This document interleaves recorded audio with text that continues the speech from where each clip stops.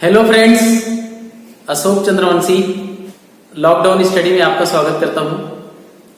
आज हम डिस्कस करने वाले हैं सम्राट अशोक के बारे में। सम्राट अशोक, जिसको लोग देवनाम प्रियदर्शी कहते थे, वो सम्राट अशोक जो अपने आप को एक प्रजापालक के रूप में आदर्श स्थापित किया था। वो सम्राट अशोक जिसको लोगों ने सम्राट कहा। वो सम्राट अशोक जिसके साथ जितना बड़ा भारत था उतना बड़ा भारत कभी नहीं रहा। अगर हम ईरान से लेकर के बंगाल की खाड़ी तक देखेंगे तो पूरा का पूरा सम्राट अशोक का ही साम्राज्य था। सम्राट अशोक के पृष्ठभूमि के बारे में अगर हम बात कहें तो सम्राट अशोक मौर्य वंश के तीसरे शासक थे। मौर्य वंश का स्थापना करने वाले चंद्रगुप्त मौर्य, उनके बाद उनके पुत्र बिंदुसार, फिर बिंदुसार के पुत्र अशोक। परम वैभवशाली सम्राट अशोक दुनिया में एक अद्वितीय उदाहरण रहा है। महापद्मानंद के नंद वंश का विघटन होने के बाद आर्यव्रत में मौर्य वंश का स्थापना हुआ और मौर्य वंश के स्थापना होने के बाद से संपूर्ण आर्यव्रत एक जैसा हो गया। उसका एक प्रमुख पक्ष यह भी था कि उसी समय आर्यव्रत में अर्थशास्त्र लिखा गया था। तक्षशिला के प्रोफेसर आचार्य चाणक्य, जिनको विष्णुगुप्त के नाम से भी जाना जाता था, कौटिल्य के नाम से भी जाना जाता था, दुनिया को पहले संविधान देने वाले ऐसे महापुरुष थे जो मौर्य वंश के प्रधानमंत्री हुआ करते थे। उन्होंने 3 शासकों के कार्यकाल में प्रधानमंत्रित्व निभाया था: बिंदुसार, चंद्रगुप्त और सम्राट अशोक। सम्राट अशोक के पिता तो बिंदुसार थे, उनकी मां थी सुभद्रांगी, और उनका जो राज्याभिषेक हुआ था 269 ईसा पूर्व में। उनका राज्याभिषेक 269 ईसा पूर्व में हुआ था, 269 बीसी में, लेकिन वो 273 बीसी में ही शासन करना शुरू कर दिए थे। 273 में ही उन्होंने शासन करना शुरू कर दिए थे और अपने शासन के चौथे वर्ष, मुझे लगता है शायद 269 बीसी ही है, जिस समय वो निग्रोध के प्रवचन से बौद्ध मत के लिए प्रभावित हो गए थे। फिर उन्होंने 8वें वर्ष कलिंग पे आक्रमण किया। अब कलिंग पे आक्रमण क्यों किया, तो इस पे बहुत सारे अलग अलग तथ्य सामने आते हैं। क्या क्या अलग अलग तथ्य सामने आता है, तो कोई कहते हैं कि सम्राट अशोक साम्राज्य के विस्तार करने के लिए कलिंग पे आक्रमण किया था। कोई कहता है कि सम्राट अशोक व्यापार और वाणिज्य के उद्देश्य से कलिंग पे आक्रमण किया था। कोई कहता है कि उनका जो मणिमुक्ता था उसको एक नागा जनजाति जो कलिंग में रहा करते थे, वो नागा जनजातियों ने उसकी मणिमुक्ता को चोरी करके ले गए थे और उस मणिमुक्ता को वापस लाने के लिए सम्राट अशोक ने कलिंग पे आक्रमण किया था। लेकिन अर्थशास्त्र कुछ और ही कहता है। अर्थशास्त्र कहता है कि कलिंग एक ऐसी जगह थी जहां पे बड़े बड़े ऊंचे लंबे हाथी हुआ करते थे और सम्राट अशोक उन हाथियों को प्राप्त करने के लिए उस कलिंग पर आक्रमण किए और कलिंग युद्ध उन्होंने जीता। कलिंग का युद्ध आप सबको पता ही है कि कलिंग के युद्ध में बहुत रक्तपात हुए। लगभग 1 लाख लोग मारे गए और 1.5 लाख लोग बंदी बना लिए गए। इसी 1 लाख लोग जो मारे गए थे, इसी घटनाक्रम में बहुत सारे ब्राह्मण और बौद्ध भिक्षु भी आहत हुए थे। सम्राट अशोक दोनों मत के अनुयायी थे एक प्रकार से, क्योंकि जब वो निग्रोध के प्रवचन सुनने से पहले, मतलब कि वो बौद्ध मत में प्रभावित होने से पहले वो ब्राह्मण मत को मानते थे और कल्हड़ की राज तरंगिणी को अगर देखें तो वो कहता है कि सम्राट अशोक बौद्ध मत से पहले भगवान शिव की पूजा करते थे, यानी कि शैव मत को मानते थे। और शैव मत को मानते थे तो इसका मतलब उनकी सहानुभूति ब्राह्मणों के प्रति भी था, और उनकी सहानुभूति अगर वो बौद्ध मत से प्रभावित हुए थे तो उनकी सहानुभूति बौद्ध रहतों के पीछे भी था, बौद्ध भिक्षुओं के तरफ भी था। तो कहीं न कहीं उस समय जब कलिंग पे उन्होंने आक्रमण किया और कलिंग युद्ध जीतने के बाद अब सम्राट अशोक के पास इतना बड़ा क्षेत्र आ चुका था कि कलिंग भी उनके साम्राज्य में शामिल हो गया था। उधर अरामाइक जो क्षेत्र था, जो सेल्यूकस ने दहेज में एक प्रकार से चंद्रगुप्त मौर्य को दिया था, वो ईरान अफगानिस्तान से टच होने वाला क्षेत्र से लेकर के बंगाल की खाड़ी और इधर कलिंग से लेकर के साउथ भारत मतलब दक्षिण भारत, एक बहुत बड़ा क्षेत्र था आर्यव्रत का, जो सम्राट अशोक के शासनकाल में था। हम सम्राट अशोक के बारे में बहुत कम ही जान पाते हैं। हम किसके बारे में जानते हैं? तो आज हमें सबसे ज्यादा बताया जाता है अकबर के बारे में, आज हमें सबसे ज्यादा बताया जाता है औरंगजेब के बारे में कि अकबर महान, औरंगजेब महान। अगर हम निंदा करते हैं कलिंग के उस रक्तपात का, तो हमें निंदा तो अकबर के गुजरात आक्रमण, रणथंभौर आक्रमण और इधर इतने सारे आक्रमण जहां उसने किया था उसका भी हमें निंदा करना चाहिए। और तो और अगर हम निंदा करते हैं कलिंग के रक्तपात का, तो हमें निंदा तो औरंगजेब के भी उस भूत सीकन और जिंदा पीर और मूर्ति भंजक क्या क्या उपाधियां उनको मिला था, इसका भी करना चाहिए कि वो कितने सारे मूर्ति तोड़े, कितने ब्राह्मणों का जनेऊ जलाया और कितने लोगों को उन्होंने तलवार के धार पर इस्लाम स्वीकार करवाया। आज कुछ लोग ये कहते हैं कि अब सम्राट अशोक कभी महान रहा होगा, आज रिलेवेंट नहीं है। तो मैं ये भी कहता हूं कि आज रिलेवेंट तो वो भी नहीं है कि कभी अकबर महान रहा होगा या कभी औरंगजेब महान रहा होगा। और अगर अकबर महान रहा होगा, औरंगजेब महान रहा होगा, तो सम्राट अशोक भी महान थे, जिसको लोगों ने देवनाम प्रियदर्शी कहते थे, जिसको लोगों ने सम्राट कहा करते थे। अगर मैं बात करूंगा 17वीं शताब्दी की, 1627 में जन्म हुआ था छत्रपति शिवाजी महाराज का, और छत्रपति शिवाजी महाराज को लोग ने भगवान शिव को ही कहते थे। भगवान शिव का जो रुद्रावतार है, उस रुद्रावतार को भगवान छत्रपति शिव जी का कहते थे, क्योंकि जब छत्रपति शिवाजी युद्ध करते थे तो छलांग लगा के इस तरफ से उस तरफ से और हवा पे उन्होंने तलवार चला के कई लाशों को ढेर कर देते थे। वैसे ही सम्राट अशोक हुआ करते थे, जिन्होंने वितस्ता नदी के किनारे, जिसको आज के डेट में झेलम कहा जाता है, झेलम कहाँ है? कश्मीर में, श्रीनगर में। तो श्रीनगर को बसाने वाले कौन थे? तो श्रीनगर को बसाने वाले थे सम्राट अशोक। एक उन्होंने पत्तन नाम का शहर बसाया था नेपाल में। इसका मतलब यह है कि नेपाल, कश्मीर सब सम्राट अशोक के ही बसाए हुए जगह थे।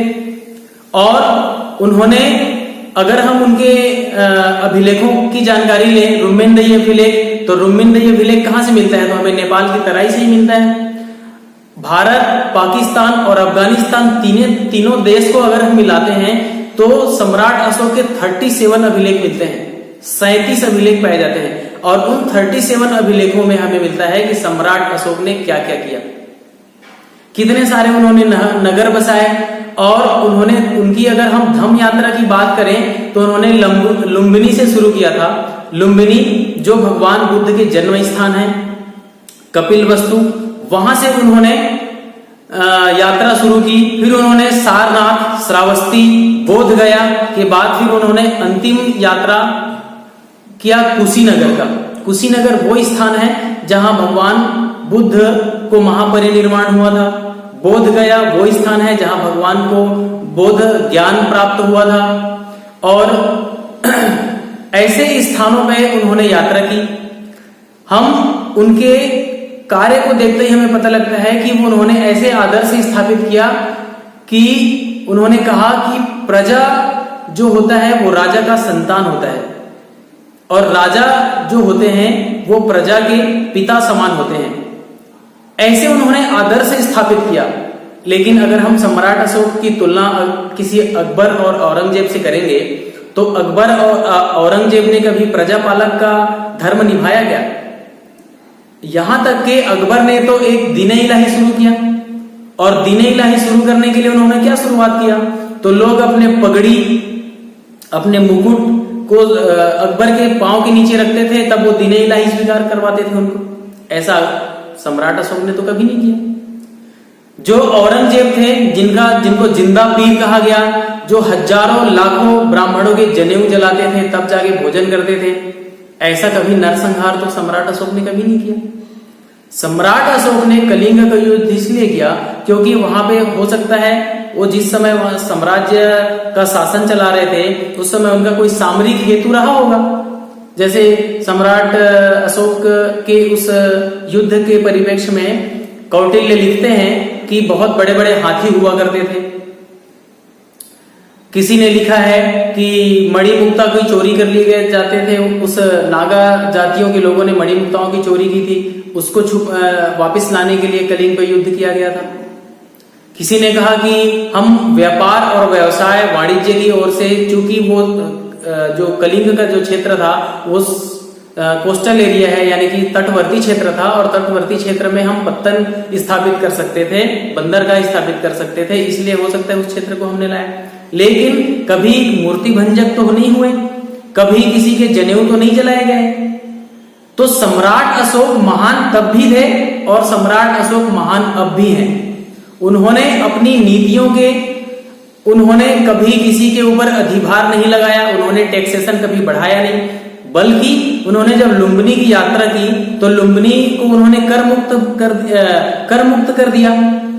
जो 1/6% उनका कर हुआ करता था उसको उन्होंने 1/8 किया। तो इससे पता लगता है कि सम्राट अशोक कितने बड़े धर्म प्रेमी थे। उन्होंने कभी ये नहीं कहा कि सनातन धर्म गलत है, सिर्फ बौद्ध मत ही श्रेष्ठ है। उन्होंने ब्राह्मणों का भी सम्मान किया, उन्होंने बौद्धों का भी सम्मान किया। उन्होंने बौद्ध के प्रचार के लिए अपने पुत्र महेंद्र और अपनी पुत्री संघमित्रा को देश के अलग अलग क्षेत्रों में भेजा। श्रीलंका और उत्तर भारत के क्षेत्र जो थे उस तरफ भेजे उन्होंने। कभी सम्राट अशोक ने किसी को अपमान नहीं किया। उस समय जो हमें ईरानियों से, ईरानी जो लिपि हुआ करती थी, खरोष्ठी लिपि हुआ करती थी, अरेमाइक लिपि हुआ करती थी, उन सारी लिपियों का उन्होंने सम्मान किया। उन्होंने सभी भाषाओं का सम्मान किया, संस्कृत का, प्राकृत का। कभी उन्होंने किसी चीज का अपमान नहीं किया, कभी उन्होंने किसी चीज का खंडित नहीं किया। तब उनको लोग कहते हैं कि वो तब थे, अभी वो रिलेवेंट नहीं है। जिन लोगों ने खंडित किया, विध्वंस मचाया, तोड़ा, अपमानित किया, तलवार की नोक पे धर्म परिवर्तन करवाए और भारत को उन्होंने दीन इलाही के नाम पे हिंदुत्व को खत्म कर दिया। और उन्होंने एक प्रकार से औरंगजेब ने क्या किया, सभी ब्राह्मणों के तलवार की नोक पे इस्लाम स्वीकार करवाया, नहीं तो फिर उसको मौत के घाट उतार दिए। ऐसा कभी तो हुआ नहीं।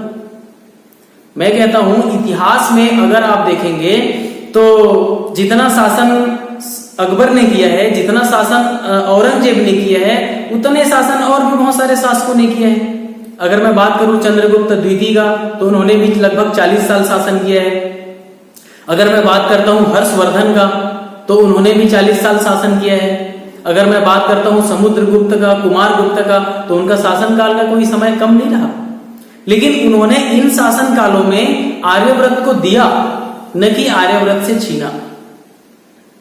जो 8वीं शताब्दी में जो बाहरी आक्रमण हुए, अरब से आक्रमण हुए, उन आक्रमणकारियों ने क्या किया? उन आक्रमणकारियों ने भारत को लूटने के सिवाय भारत को दिया कुछ भी नहीं।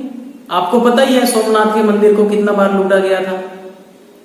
और भी आपको पता ही है कि कितने बार हमने दक्कन के पठार को और अलग अलग जगहों को, अभी बाबरी मस्जिद जो अयोध्या का मामला था वो आपको पता ही है।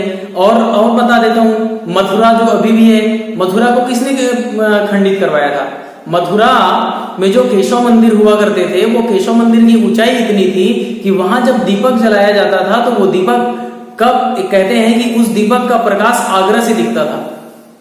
आगरा में रहता था औरंगजेब, और ये जो प्रकाशमान होता था वो केशव मंदिर हमेशा औरंगजेब की आंखों में खटकता रहा। और औरंगजेब ने क्या किया, तो कृष्ण जन्मभूमि जो केशव मंदिर थे उसका खंडित करवा दिया। और उस जगह पे क्या किया उसने, तो उस जगह पे उसने मस्जिद खड़ा करवा दिया। बाद में धीरे धीरे आज का जो कृष्ण जन्मभूमि मथुरा में है जो मंदिर है, उसको तो बाद में बनारस के राजा और महामना पंडित मदन मोहन मालवीय जी मिलके उस मंदिर को बनाए। अगर हम इतिहास में देखेंगे तो औरंगजेब कभी महान हो नहीं सकता, अकबर कभी महान नहीं हो सकता, क्योंकि इसी इतिहास में जब हम थोड़ा सा पीछे जाते हैं तो हमें सम्राट अशोक जैसे भी शासक मिलते हैं, हमें हर्षवर्धन जैसे शासक मिलते हैं और हमें विक्रमादित्य जैसे शासक मिलते हैं, जिन्होंने इस समाज को, इस देश को बहुत कुछ दिया। संस्कृति हमेशा बनी रही, कभी संस्कृति को उन्होंने लुप्त की ओर नहीं लेके गए। सम्राट अशोक ने बौद्ध संगीति करवाया, तृतीय बौद्ध संगीति करवाया और मौलिपुत्तिस के उन्होंने संपर्क में आए। मौलिपुत्तिस कौन थे, तो आजीवक संप्रदाय को मानने वाले थे। उन्होंने मौलिपुत्तिस को भी संरक्षण दिया और उनके साथ ही रहे। तो अब एक तीसरा संप्रदाय भी जुड़ जाता है। एक तो वो शैव मत को भी मानते थे, ब्राह्मण धर्म को मानते थे, दूसरा फिर वो बौद्ध मत को भी मानते थे। अब तीसरा क्या हुआ कि वो मौलिपुत्तिस के माध्यम से आजीवक भी हुए। तो कुल मिला के जो वसुधैव कुटुंबकम की जो बात होती है वो आज से ही नहीं है। कुछ लोग कहते हैं कि वसुधैव कुटुंबकम की सिर्फ बातें होती है, व्यवहार नहीं दिखता। तो मैं कहना चाहता हूं कि भारत में आज भी वसुधैव कुटुंबकम रिलेवेंट है। अगर हम वसुधैव कुटुंबकम हमारे व्यवहार में नहीं होता तो आज हर गली चौक चौराहे में मस्जिद और हर गली चौक चौराहे में मदरसा और गिरजाघर नहीं दिखते। हम आदिकाल से हम सनातनी हैं और हम आदिकाल से ही उदारवादी विचारधारा के लोग हैं। हम वसुधैव कुटुंबकम की सिर्फ बातें नहीं, हमारा व्यवहार भी है। अगर मैं बात करूं स्थापत्य कला की, तो मैंने पहले भी बताया कि सम्राट अशोक ने श्रीनगर बसाया था, ललित पत्तन बसाया नेपाल में, लेकिन उन्होंने इंफ्रास्ट्रक्चर भी कोई कम नहीं करवाया। 84,000 स्तूपों का उन्होंने निर्माण करवाया, जिसमें से एक सांची स्तूप है। और भी बहुत सारे स्तूप थे, जो स्तूप लगातार कालखंडों के दौर में और कालखंड में ऐसे ग्रसित हुए कि बहुत सारे स्तूप तोड़ दिए गए। परंतु आज भी बहुत सारे स्तूप हैं जो सम्राट अशोक के नाम से जाने जाते हैं। जैसे अगर अकबर ने फतेहपुर सिकरी बनवाया, अगर औरंगजेब ने औरंगाबाद बसाया, तो इसका मतलब ये नहीं है कि सम्राट अशोक ने भी अपने शासनकाल में कोई स्थापना नहीं की। उन्होंने भी बहुत सारी स्थापना की। और उन्होंने स्थापना कैसे की, तो उन्होंने सांची का जो बौद्ध स्तूप है वहां आप जाके देखिए, इतने सारे 84,000 बौद्ध विहार स्तूप बनवाए जहां पे बौद्ध भिक्षु आके रह सकते थे। बाद में उसी मत को मानने वाले लोगों ने क्या किया, नालंदा जैसे एक यूनिवर्सिटी बनी। और नालंदा यूनिवर्सिटी में क्या होता थे, तो नालंदा यूनिवर्सिटी में अगर हम फाहियान जो आए थे, फाहियान लिखते हैं कि नालंदा यूनिवर्सिटी एक इतना बड़ा यूनिवर्सिटी था जहां पे दुनिया भर के लोग आकर के शिक्षित हुआ करते थे, संस्कारित हुआ करते थे। ऐसे निर्माण कार्य किसकी कल्पनाओं में था? ऐसे निर्माण कार्य की कल्पना अगर हम करेंगे तो सम्राट अशोक के समय पर ही मिलता है। अगर हम उत्तरापथ और दक्षिणापथ की बात करते हैं तो जो उत्तरापथ है, जो बंगाल से लेकर के सीधे पेशावर तक जो जाता था, जो हम दक्षिणापथ की बात करते हैं तो वो उत्तरापथ और दक्षिणापथ कब से स्टार्ट होता है? लोग नाम लेते हैं शेरशाह सूरी का। शेरशाह सूरी से पहले भी अगर हम बात करते हैं तो कोई कहता है कि व्यापार और व्यवसाय को विकसित करने के लिए कलिंग पर युद्ध हुआ और वहां से पत्तन बनाए गए। और उस बंदरगाह और पत्तन से जब बनाए जाते थे तो वो बंगाल की खाड़ी से लेकर के जो पेशावर तक जो उत्तरापथ बना है वो सम्राट अशोक के समय की कल्पना है। अगर सुदर्शन झील की भी बात करते हैं तो जब हम व्यापार व्यवसाय को अगर हम विकसित करेंगे, उसका ग्रोथ करेंगे, तो हम खेती पर भी तो ध्यान देंगे, हम एग्रीकल्चर पर भी तो ध्यान देंगे। और एग्रीकल्चर पर ध्यान देंगे तो हम सिंचाई पे ध्यान देंगे। तो जो सुदर्शन झील का जो कॉन्सेप्ट था वो कब से था? तो सुदर्शन झील का कॉन्सेप्ट अगर हम हर्ष के शासन काल के समय देखते हैं तो उसके पहले से भी इसका कॉन्सेप्ट था कि सम्राट अशोक अगर इतने 84,000 अगर उन्होंने स्तूपों को बनवाया तो ऐसे ही थोड़ी बनवा दिए। कहीं न कहीं वो उनका वित्त जो भी वित्त विभाग था वो बहुत मजबूत रहा होगा, तभी तो 84,000 स्तूप बनवाए। और वित्त विभाग उनका मजबूत था तो कहीं कहीं से उनका इनकम आता रहा होगा, और इनकम अगर आता रहा होगा तो वो इनकम क्या था, तो हमारा देश कृषि प्रधान देश था, और कृषि जो है वो सिंचाई के बगैर तो संभव ही नहीं। तो इस प्रकार से सम्राट अशोक जो चीजें आज विलुप्तीकरण की ओर है, उनके जो 37 अभिलेखों के माध्यम से हमें जो चीज जानकारी मिलती है, कुछ चीजें हम नहीं जान पा रहे हैं, लेकिन हम इतिहास का अनुमान तो लगा सकते हैं कि उन्होंने अगर इतना मजबूत स्थापना, उनका स्थापत्य कला था, उन्होंने श्रीनगर बसाए, ललित पत्तन बसाए, और उन्होंने कलिंग को जीता, 84,000 स्तूप बनवाए, गौ ब्राह्मण और अरहतों बौद्ध भिक्षुओं का उन्होंने सम्मान किया, तो ऐसे तो थे ही नहीं। आज जबरदस्ती ये थोपा जाता है कि सम्राट अशोक जब थे तब थे, और सम्राट अशोक कभी महान नहीं हुए, महान तो औरंगजेब और महान अकबर थे। तो ये बात कतई गलत है। महान अकबर और औरंगजेब कभी नहीं रहे, उन्होंने तो सिर्फ रक्तपात किए, उन्होंने मूर्ति भंजन का काम किया, उन्होंने भूत सीकन का काम किया, उन्होंने कभी गो ब्राह्मण का सम्मान नहीं किया, बल्कि उन्होंने ब्राह्मणों का सिर भंग किया, उनका मान भंग किया, गौ को कत्ल खाने बनाए, और उन्होंने दीने इलाही चला करके उनको मांस खिला करके उनके धर्म भ्रष्ट करवाए। ऐसे लोग कभी महान हो ही नहीं सकते। आज अल्लाहू अकबर कहा जाता है। व्हाट इज अल्लाहू अकबर? अल्लाहू अकबर कहते हुए आपको कभी इरिटेट नहीं होता? और जब नवरात्रि में माँ दुर्गा की आरती होती है तो लोगों को इरिटेशन होता है। ये कहाँ की बात है?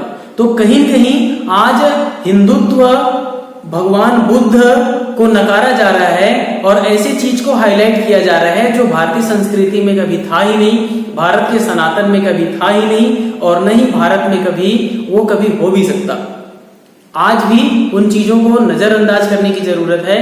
और श्री राम जन्मभूमि में बाबर ने जैसे स्थापित किया था, और श्री कृष्ण जन्मभूमि में औरंगजेब ने जो स्थापना किया है, ऐसे चीजों को जबरदस्ती भारत को थोपा गया है, वो भारत के लिए कभी उचित हो ही नहीं सकता और भारत के लिए कभी कल्याणकारी साबित ही नहीं हो सकता। साथियों, मैं बात करना चाह रहा था सम्राट अशोक के बारे में। आप अगले वीडियो में हम आपको एक अगले विषय के साथ फिर से मिलेंगे। तब तक के लिए नमस्कार। हमारे चैनल को सब्सक्राइब जरूर कीजिए और वीडियो को लाइक कीजिए और कमेंट कीजिए। बहुत बहुत धन्यवाद।